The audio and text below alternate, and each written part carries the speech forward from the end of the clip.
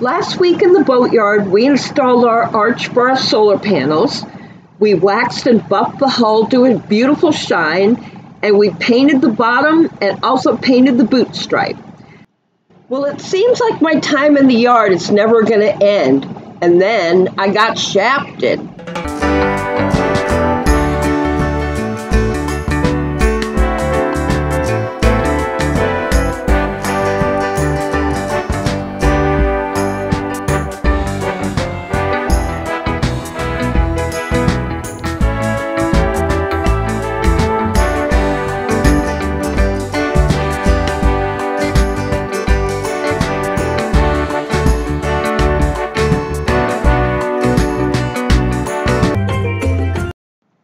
So this week in the boatyard, watch behind-the-scenes footage of the shaft work, including the cutlass bearing, installing a new PYI Dripless stuffing. We added a shark line cutter, driveline saver, and finally aligning the engine. When removing the stern tube on an Allen packet, it's very hard to get to the bottom bolt. So normally I just cut that bolt off because with 5200 on it, it's impossible to get undone.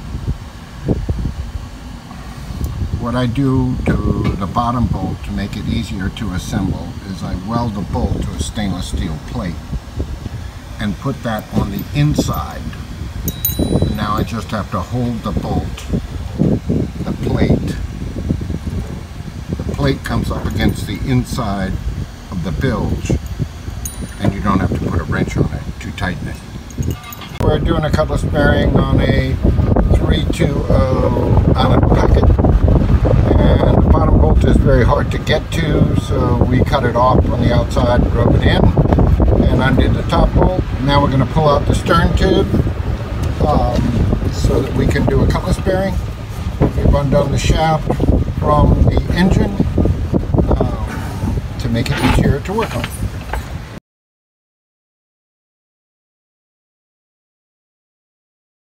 We're pressing out the cutlass bearing.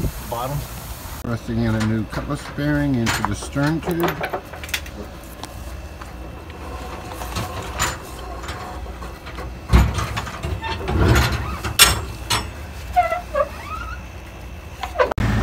We're drilling dimples for the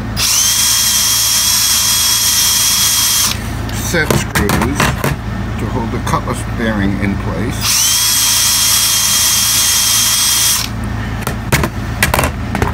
In the set screws. Go. This is the shaft, stuffing box, and stern tube cutlass bearing assembly for a 320 Allen packet.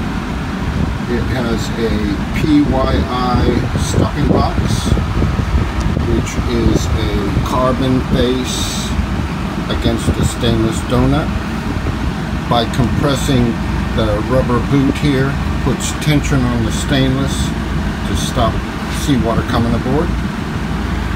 Allen packet uses a through bolt on the coupling and the shaft, as well as 2 set screws. We are getting ready to set the PYI stuffing box, Dripless stuffing box, on a 320 Allen packet on the stern tube. You can see the bonding wire attached in the stern and the water feed for the PYI going to the carbon seal. We have put a mark on the shaft to give us a point where the stainless just touched the carbon.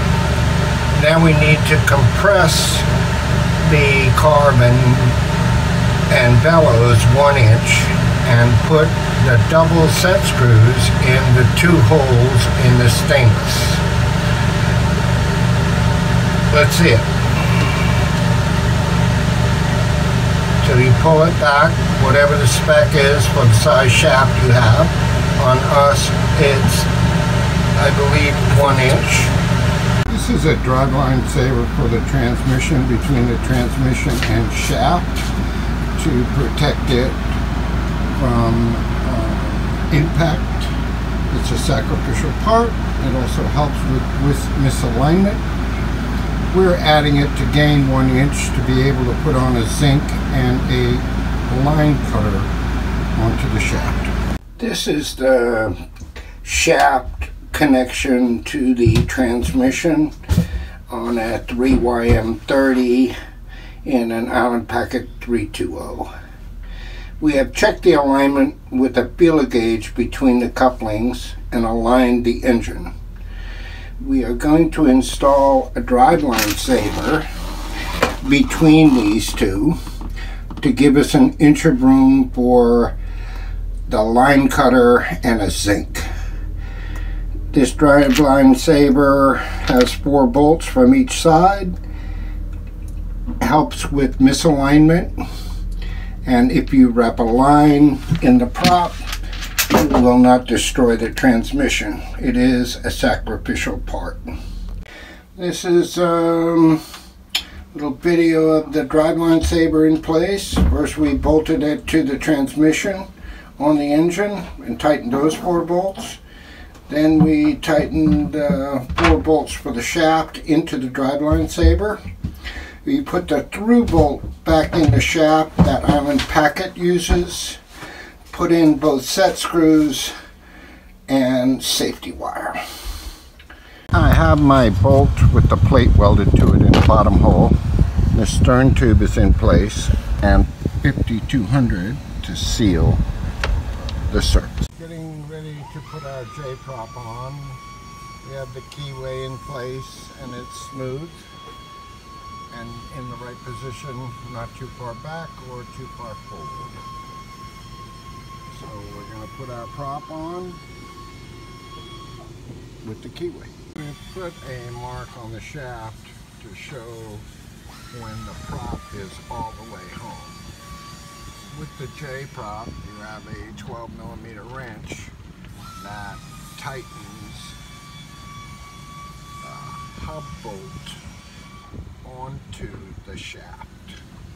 We have our board in place against the blade. We are all the way up to our mark, so the hub is all the way home. And we have a little cheater pipe and tighten the main nut. This is the backup bolt, safety bolt if you will, that holds the main nut on the shaft. We have some blue Loctite on it to make sure it doesn't come loose. Inch for the ring that holds the prop adjustment cone in place. Want to make sure that it is tight and secure before we put its cap nut on. This is the cap nut that will let us mount the zinc and cover the locking mechanism for the prop adjustment. I have a little blue Loctite on the threads of the Allen so that they won't get away. Now we're putting the zinc on the end of the J-prop, and again it has a pin that locates it, and we put our drop of blue Loctite so that it can't get away. We have removed the set screw from the oil grease fitting hole and have pumped it up with a grease gun to fill all of the cavities internally. Greased our prop and it is oozing grease from all of its joints, and now we are installing the set screw to close that hole. It's a 6mm grease fitting. We've added a driveline saver so that we can have a 1-inch collar zinc and a line cutter made by Shark. Very sharp and best line cutter out there. This is a J prop, an Italian fully feathering prop that is fully feathering and forward and reverse. By adding the driveline saver, we were able to incorporate both a line cutter and a shaft sink. We have put on the prop and greased it.